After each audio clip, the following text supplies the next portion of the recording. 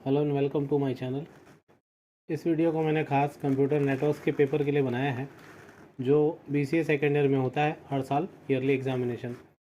तो I hope कि ये वीडियो आपके काम आएगा। इसके लिए मैंने 3-4 क्वेश्चन पेपर जो प्रीवियस के मेरे पास अवेलेबल हुए मैंने उसको डाउनलोड किया है। कुछ इसमें न्यू कोर्सेज हैं और कुछ इसमें ओल्ड कोर्स है। तो आप स्ट्रिक्टली अपना सिलेबस के हिसाब से देख लीजिएगा कि आपके क्या काम का है क्या क्या नहीं है।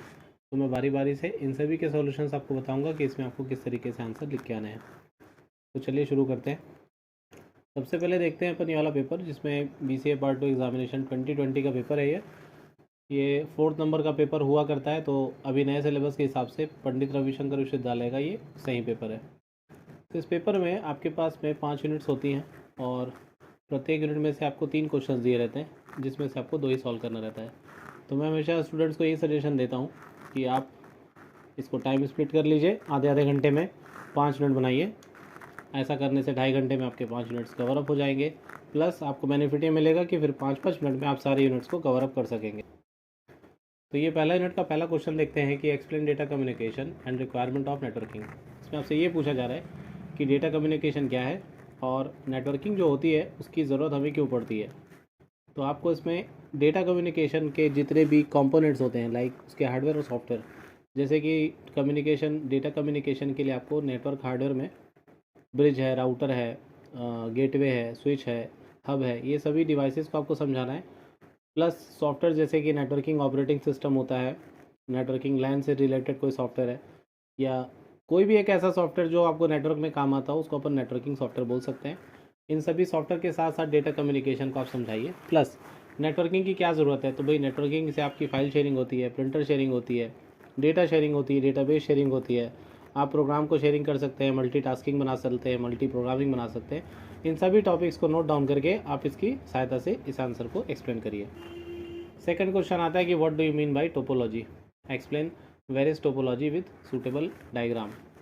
तो यहाँ पे आपसे टोपोलॉजी पूछ रहा है। तो यहाँ पे टोपोलॉजी अगर नेटवर्किंग के कॉन्टेक्स्ट में पूछता है तो इसका मतलब ये देखिए, टोपोलॉजी मैथमेटिक्स में भी होती है, जियोग्राफी में भी होती है और कंप्यूटर साइंस में जो टोपोलॉजी है इसका स्पेसिफिक मीनिंग नेटवर्क टोपोलॉजी से है। तो व्हाट इज़ नेटवर्क टोपोलॉजी हम सभी जानते हैं कि physical arrangement of a computer system that are connected together, कि जब आप किसी सिस्टम को पर्टिकुलर कनेक्ट कर देते हैं और कनेक्ट करने के बाद में आप जब उसको एक रूप दे देते हैं, कोई फिजिकल अरेंजमेंट दे देते हैं, तो उसको हम टोपोलॉजी कहते हैं। इसमें से जो टाइप्स होते हैं, सबसे पहले बस आता है, फिर स्टार आता है, फिर रिंग आता है और लास्ट में आपका हाइब्रिड टोपोलॉजी या मैश टोपोलॉजी। तो इन सभी को आप एक्सप्लेन करिए डायग्राम के साथ में। थर्ड क्वेश्चन आपका लेते हैं कि एक्सप्लेन द फॉलोइंग। इंटरनेटवर्क्स या इंटरनेट एक ही चीज़ होती है और आज की तारीख में अगर आप इंटरनेटवर्क्स या कोई भी टॉपिक को अगर आप चैट जीपीटी या जिसको चैट बोर्ड बोला जाता है उससे अगर आप नहीं देख सकते हैं तो मेरे ख्याल से तो आपको मैं बेवकूफ़ी बोलूँगा। ऑनलाइन के इस दौर में ये सारी चीज़ें हमारे पास अवेलेबल है। तो आप चैट बोर्ड पर लॉगिन करिए, अपनी आईडी बनाइए और सारे क्वेश्चंस को आप इसमें टाइप करिए। तो यहाँ पे आपको समझा रहा है कि इंटरनेटवर्क मतलब ये इंटरनेट ही है एक्चुअली में, that is connection of multiple computer networks together to create a larger that can facilitate communication and data exchange between devices on different networks. तो आप इसकी सहायता से अपना नोट्स या फिर अभी लास्ट मिनट में अगर आपको कोई चीज़ को समझनी हो तो आप इसका सहायता ले सकते हैं। चलिए नेक्स्ट क्वेश्चन इसी से ट्राई करते हैं। जैसे यहाँ पे एक्सप्लेन द फॉलोइंग में पूछ रहा है स्टैंडर्ड ऑर्गेनाइजेशन। तो ये आपका आईएसओ है, इंटरनेशनल स्टैंडर्ड जो चीज़ों को स्टैंडर्डाइज करता है। सो आपको यहाँ पे ये बताना है कि स्टैंडर्ड ऑर्गेनाइजेशन क्या होते हैं। तो चलिए इसको भी देखते हैं। Organisation is a group that develops and publishes technical standards. तो जैसा मैंने बताया आपको कि ये ऐसी चीज़ है जो किसी भी कंपनी का किसी भी टेक्निकल स्पेसिफिकेशन का स्टैंडर्ड को डिसाइड करता है, उसकी गाइडलाइंस बताता है कि आप उसमें क्या क्या कर सकते हैं and best practices for various industries and fields. और ये कौन कौन सी इंडस्ट्रीज़ में और फील्ड्स में किस तरीके से बहुत अच्छे तरीके से इस्तेमाल हो सकता है, इन सब चीज़ों को स्टैंडर्ड ऑर्गेनाइजेशन बताने का काम करता है। आपने देखा होगा कई जगह कई ब्रांड्स में आईएसओ सर्टिफाइड लिखा होता है।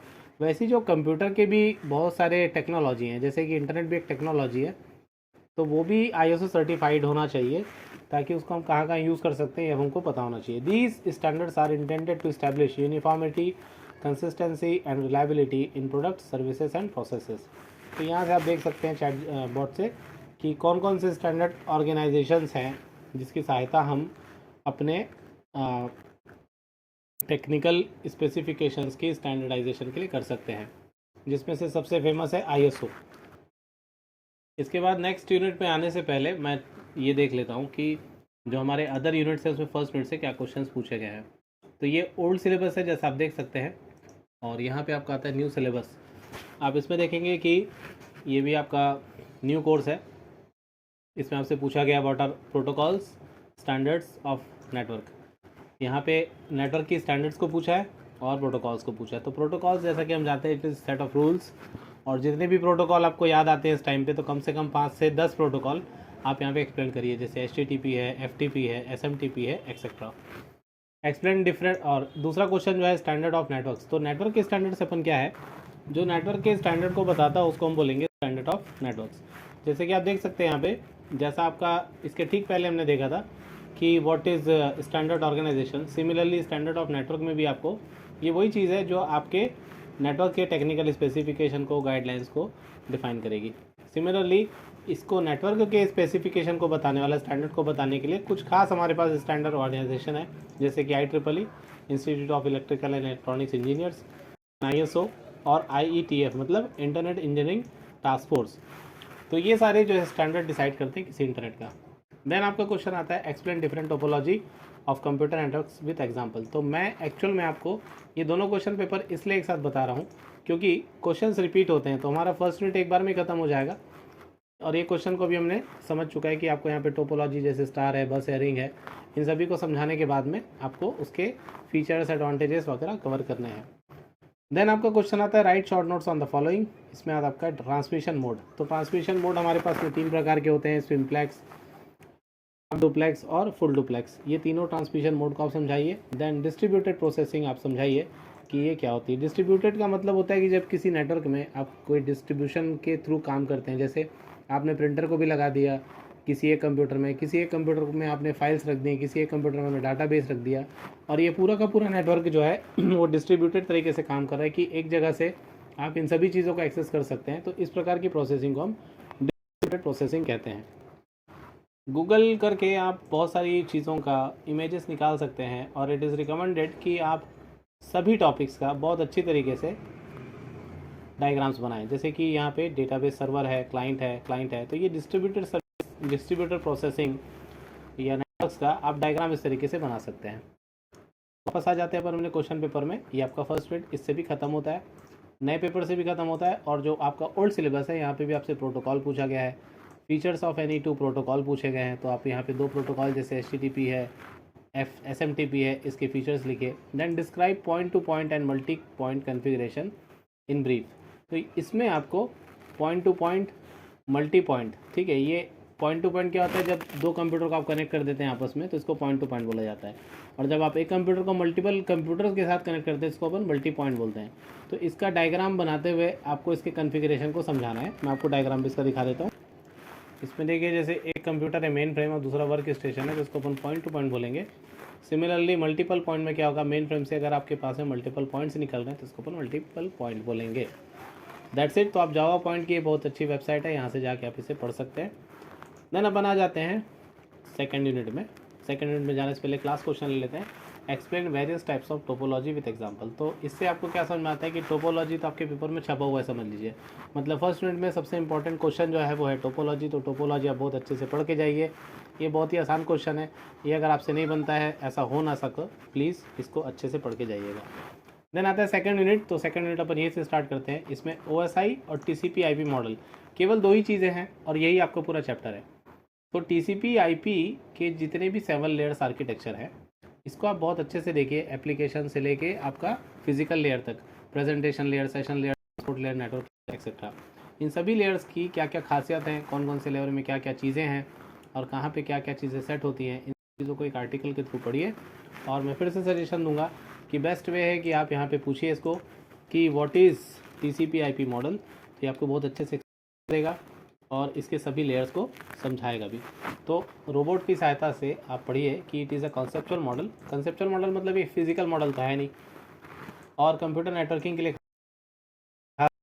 किसी नेटवर्क का स्ट्रक्चर क्या है, कौन सा प्रोटोकॉल यूज़ किया गया है, which is the set of protocols use for communication, जिसका इस्तेमाल हम मतलब कम्युनिकेशन के लिए प्रोटोकॉल का यूज़ करते हैं।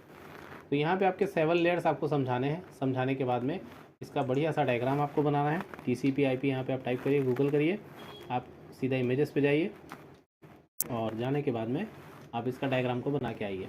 इस पूरे के पूरे यूनिट में केवल जो सारी बातें होंगी वो इसी के आधार पे होंगी। अब OSI रेफरेंस के साथ में जब इसको समझाना है आपको, तो इस तरीके से समझाना है कि एक साइड में आप बनाइए OSI का रेफरेंस मॉडल जिसमें 7 लेयर्स होते हैं, और TCP/IP का जैसे एप्लीकेशन है, ये तीनों के तीनों काम को एक साथ कर लेता है। कौन से तीनों काम को? एप्लीकेशन का भी, प्रेजेंटेशन का भी, सेशन का भी। तो ये सारी चीज़ें आप लिख के आएंगे तो आपको TCP/IP में बहुत ही अच्छे मार्क्स मिल सकते हैं। और आपका सेकेंड यूनिट में इससे ज़्यादा कुछ भी नहीं है। आप देखेंगे कहीं पर भी जाके किसी भी क्वेश्चन में किसी भी यूनिट से, तो आपको सभी क्वेश्चन इसी तरीके से मिलेंगे। ओल्ड सिलेबस को छोड़ दिया जाए तो अब अपन आते हैं न्यू सिलेबस में। तो न्यू सिलेबस के हिसाब से यहाँ पे पहला क्वेश्चन है, what is the benefit of digital communication over analogue communication. तो डिजिटल कम्युनिकेशन का एनालॉग के कम्युनिकेशन के ऊपर में क्या ज़्यादा बेनिफिट है, ये आपको समझाना है इसमें। तो इसके लिए आपको एनालॉग कम्युनिकेशन जो वेव्स के फॉर्म में होती हैं और डिजिटल कम्युनिकेशन जो कि बाइनरी के फॉर्म में होती है, इसका आपको फ़ायदा लिखना है। देन आपका एक इंपॉर्टेंट यहाँ पे DTE और DCE इंटरफेस क्या होता है। तो ये क्वेश्चन थोड़ा सा टफ इसलिए पड़ता है बच्चों को क्योंकि ये टॉपिक को डाला गया है सिलेबस में ताकि आपको इसका नॉलेज हो। ये क्या होते हैं, चलिए देखते हैं। DTE जो है वो डेटा टर्मिनल इक्विपमेंट है जिसमें it includes any unit that functions either as a source of a destination of binary digital data. तो ये क्या करता है कि एक प्रकार की यूनिट होता है जिसमें एक यूनिट होती है that functions either as a source, या तो वो एक सोर्स की तरह फंक्शन करेगा या तो फिर एज अ डेस्टिनेशन की तरह काम करेगा, क्योंकि इसका नाम क्या है, डेटा टर्मिनल इक्विपमेंट। उसके बाद में ये इसका डायग्राम दिया हुआ है DCE का। जैसे ये कंप्यूटर है तो या तो ये सोर्स की तरह काम करेगा या तो ये डेस्टिनेशन की तरह काम करेगा। ये आपका DCE, डेटा कम्युनिकेशन इक्विपमेंट। तो DTE जो है और DCE जो है, इसमें आपको डिफरेंस बताना है तो या फिर आपको इसमें समानता देखनी है। तो यहाँ पे ये दिया हुआ है कि एक मॉडेम है, ये कंप्यूटर है। तो जब आप इन दोनों को किसी केबल से कनेक्ट करते हो तो ये बन जाता है आपका डेटा टर्मिनल, जो कि फ़िलहाल क्या बन गया, एक इंटरनेट प्रोवाइड करने वाली चीज़ बन गई। और DCE का काम क्या है कि ये कम्युनिकेशन इक्विपमेंट है जिसके द्वारा आप कम्युनिकेट कर सकोगे। तो बिना मॉडेम के तो आप इंटरनेट चला नहीं सकते। तो टेलीफोन लाइन आपकी आती है, फिर मॉडेम आता है, फिर आपका इंटरनेट चलता है। तो इसको अगर आप समझना चाहते हैं तो इस तरीके से समझिए कि आपका जैसे मोबाइल फ़ोन है, मोबाइल फ़ोन में भी मॉडेम होता है तभी आपका इंटरनेट चलता है। तो एक तरीके से देखा जाए तो आपके एक मोबाइल फ़ोन में सारी चीज़ें डली होती हैं, DTE और DCE दोनों चीज़ें। लेकिन अलग अलग आप इसको कर दें तो एक कंप्यूटर है, उसमें अगर आप किसी मॉडेम के थ्रू, जैसे जियो फाइबर आता है या फिर आप भारत फाइबर लगाते हैं, BSNL फाइबर लगाते हैं, किसी भी आप एक मॉडेम को लगा के अगर इंटरनेट का एक्सेस कर रहे हैं तो वो जो पर्टिकुलर मॉडेम या जो राउटर आप लगा रहे हैं उसको उस समय पे क्या बोला जाएगा, DCE बोला जाएगा। And look at the difference from here. और यहाँ पे लिंक दी हुई है, ये गिग्स और गीक्स वेबसाइट से आपको DTE DCE बहुत अच्छे से समझाया है, यहाँ से आप इसको पढ़ सकते हैं। देन अपन चलते हैं नेक्स्ट क्वेश्चन पे जो कि व्हाट इज़ मॉडेम है, और explain their types, what are modem standards, why are modem standards necessary. तो देखिए मॉडेम क्या है, ये क्या करता है, ये तो हम सभी को पता ही होता है क्योंकि दिस इज़ एग्ज़ाम टाइम और हम क्वेश्चन पेपर सॉल्व कर रहे हैं और इसके टाइप्स भी आप समझा लेंगे। बट जो मॉडेम के स्टैंडर्ड होते हैं, इससे आप बच्चे सवाल करते हैं कि सर ये मॉडेम का स्टैंडर्ड क्या होता है, तो मैं आपको ये एक्सप्लेन करना चाहूँगा। ऊपर हमने दो प्रकार के स्टैंडर्ड्स पढ़े। पहला स्टैंडर्ड पढ़ा स्टैंडर्ड ऑर्गेनाइजेशन क्या होता है, दूसरा हमने पढ़ा कि स्टैंडर्ड जो नेटवर्क्स हैं वो उससे क्या होता है। अब हम तीसरा पढ़ रहे हैं मॉडेम का स्टैंडर्ड। तो मॉडेम के स्टैंडर्ड से क्या पता चलता है कि किसी मॉडेम का टेक्निकल स्पेसिफिकेशन और उसमें उपयोग किए जाने वाले प्रोटोकॉल्स और कम्युनिकेशन उसमें कैसे होगा, ये सारी जो क्वालिटी बताए उसको अपन बोलते हैं मॉडेम स्टैंडर्ड्स। और ये मॉडेम स्टैंडर्ड्स के कुछ नाम दिए हुए हैं, जैसे V90 और 92, ADSL, cable modem, fibre optic model, ऐसा मॉडेम वैसा मॉडेम। तो ये सारे नाम आपको मॉडेम स्टैंडर्ड में याद करने हैं और इसका मैंने इस्तेमाल किया ChatGPT का, तो यहाँ से आप इसका आंसर देख भी सकते हैं, स्क्रीनशॉट लेके इसको याद भी कर सकते हैं। देयर आफ्टर हम चलेंगे आगे कि हमारा नेक्स्ट क्वेश्चन क्या है। तो देखिए अगेन ये सारे क्वेश्चंस रिपीट हुए हैं दूसरे पेपर में। इसमें पैरेलल और ट्रांसमिशन, पैरेलल डेटा ट्रांसमिशन और सीरियल डेटा ट्रांसमिशन, ये ट्रांसमिशन के जो दो अलग अलग प्रकार होते हैं। देखिए मोड अलग है और टाइप्स अलग हैं। तो पैरेलल ट्रांसमिशन और सीरियल ट्रांसमिशन में आपको डिफरेंस बताना है। देन DTE DCE फिर से आ गया और मॉडेम वाला क्वेश्चन फिर से आ गया। ये क्वेश्चन आपका यहाँ पे भी पूछा गया है और वहाँ पे भी सेम टू सेम क्वेश्चन पूछा गया है। तो इसका जो वेटेज है सेकंड यूनिट में ये काफ़ी इंपॉर्टेंट है। और मैं एक बात आपको स्टार्टिंग में बोल रहा था कि TCP/IP से क्वेश्चन आ सकता है, तो आप सिलेबस उठा के देखेंगे जिस यूनिट में आपका OSI और TCP/IP मॉडल है वहाँ से क्वेश्चन 100% आएगा ही आएगा। फिर ये थर्ड यूनिट में आते हैं अपन कि explain data transmission in brief and also differentiate parallel transmission and serial transmission. ये अपना ओल्ड कोर्स का ये जो क्वेश्चन है फिर से रिपीट हुआ है, यहाँ पे फिर से मॉडर्न और उसके फीचर्स पूछे गए हैं। फिर आपके right short notes on following DT और DC फिर से आ गया, और डिजिटल एनालॉग ट्रांसमिशन। तो ओल्ड सिलेबस का हमारा थर्ड यूनिट यहाँ पे खत्म होता है। फिर आपका थर्ड यूनिट यहाँ से देखिए, यहाँ पे क्या है, उल्टा कर दिया है, उधर ISO TCP/IP को उधर डाल दिया था, इसको इधर डाल दिया, बस इतना ही किया है। तो OSI वाला क्वेश्चन अपन कवर अप कर चुके हैं। Then what are the various jobs of transport layer, explain QoS मतलब क्वालिटी ऑफ ट्रांसपोर्ट लेयर। तो आपको ट्रांसपोर्ट लेयर अच्छे से डिटेल में पढ़ के जाना है। मतलब देखिए जितनी भी 7 लेयर्स होती हैं, ट्रांसपोर्ट, एप्लीकेशन, सेशन वगैरह, इन सभी का आप डिटेल पढ़ के जाएंगे तब आपसे इस तरीके के क्वेश्चन बन पाएंगे। फिर आता है आपका what is benefit of layered architecture. ये जो अपन लेयर बनाते हैं TCP/IP के, इसके ये बेनिफिट पूछ रहा है कि इस लेयर को बनाने से लेयर्ड आर्किटेक्चर के क्या फ़ायदे होते हैं। तो आपको बताना है कि इससे हमको डेटा का जो फ्लो होता है कि फिजिकल से डेटा लिंक लेयर में कैसे डाटा ट्रांसफ़र हो रहा है, रूट कैसे हो रहा है, ट्रांसपोर्ट कैसे हो रहा है, सेशन कैसे बन रहे हैं, प्रेजेंटेशन कैसे किया जा रहा है, ये सारी चीज़ें आपको समझानी है किसमें, इस क्वेश्चन के आंसर में, कि बेनिफिट ऑफ लेयर्ड आर्किटेक्चर क्या होता है। तो इस तरीके से आपका 3 मिनट यहाँ पे लगभग समाप्त होता है। यहाँ पे भी देख लीजिए, डेटा लिंक लेयर पूछा है आपसे डिटेल में, नेटवर्क लेयर पूछा है आपसे डिटेल में, और एप्लीकेशन और प्रेजेंटेशन लेयर। तो 4 जो लेयर होते हैं उसी को डिटेल में पूछा है। तो इसमें से आप कोई भी 2 क्वेश्चन बना के आएंगे। इसका मतलब कुल मिला के ये है कि OSI मॉडल आपको बहुत अच्छे से पढ़ के जाना है ताकि आपसे थर्ड यूनिट और या फिर सेकंड यूनिट कह लीजिए ये बहुत अच्छे से बने। आपके नए सिलेबस के अकॉर्डिंग ये थर्ड यूनिट है, तो थर्ड यूनिट में आप OSI model plus TCP/IP model को जितना ज़्यादा डिटेल में पढ़ सकते हैं पढ़िए, आपका काम हो जाएगा। फोर्थ यूनिट जो है वो पूरा का पूरा बेस्ड ऑन प्रोटोकॉल्स है, मतलब इंटरनेट के जितने भी TCP/IP के जितने भी प्रोटोकॉल्स होते हैं उस पर बेस्ड होता है। तो चलिए यहीं से शुरू करते हैं कि right short notes on following. तो यहाँ पे सबसे पहला है HTTP hyper text transfer protocol, बच्चे लोगों का है ये प्रोटोकॉल। एड्रेस रिजोल्यूशन प्रोटोकॉल जो है ये कंप्यूटर में नेटवर्क के जो एड्रेसेस होते हैं उसको मैप करने का काम करता है। और किस तरीके से मैप करता है, फिजिकल एड्रेस में, जैसे कि मैक एड्रेस, ठीक है, मीडिया एक्सेस इसको बोला जाता है।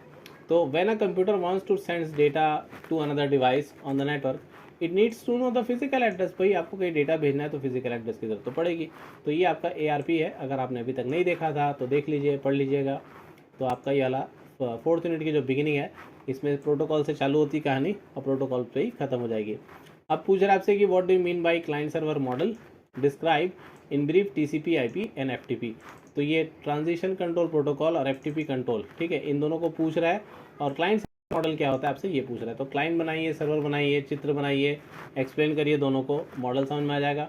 इन दोनों को समझाइए, ये भी क्वेश्चन खत्म होता है। IP एड्रेसेस क्या होता है, एक्सप्लेन विद एग्जाम्पल बोल रहा है। तो IP एड्रेस आपके 2 वर्जन होते हैं।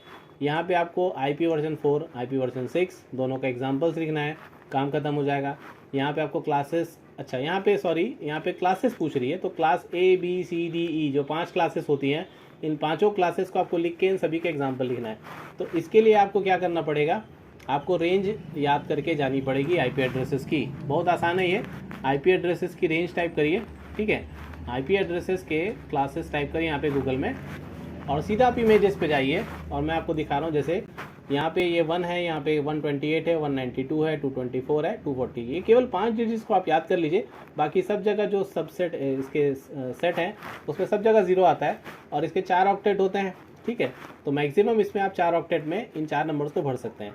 तो ये क्लास ABCDE आप इसको इस तरीके से याद कर लेंगे, और ये इसकी रेंज है, और आप इसका एग्जाम्पल यहाँ पे लिख सकते हैं। और यहाँ पे आपको जैसे लिखा हुआ है रिजल्ट फॉर मल्टीकास्टिंग या एक्सपेरिमेंटल, तो आप एक्सपेरिमेंट करिए, आपको कोई मना नहीं कर रहा है। क्लास E का इस्तेमाल नहीं होता, कोई दिक्कत नहीं है, आप एग्जाम्पल में लिख के आ सकते हैं। यही 254, 255, 255 एंड 255 के बीच का, मतलब 240 से लेकर 255 के बीच का कोई भी नंबर लिख के आइए, इन 4 ऑक्टेट में आपका काम खत्म हो जाएगा, ठीक है। तो इस तरीके से आप यहाँ पे फोर्थ यूनिट का शुरुआत कर सकते हैं पहले पेपर से।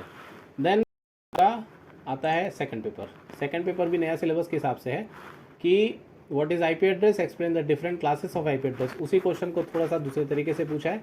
Then differentiate OSI reference model with TCP IP model, third unit और सेकंड यूनिट के क्वेश्चन को उठा के यहाँ डाल दिया है।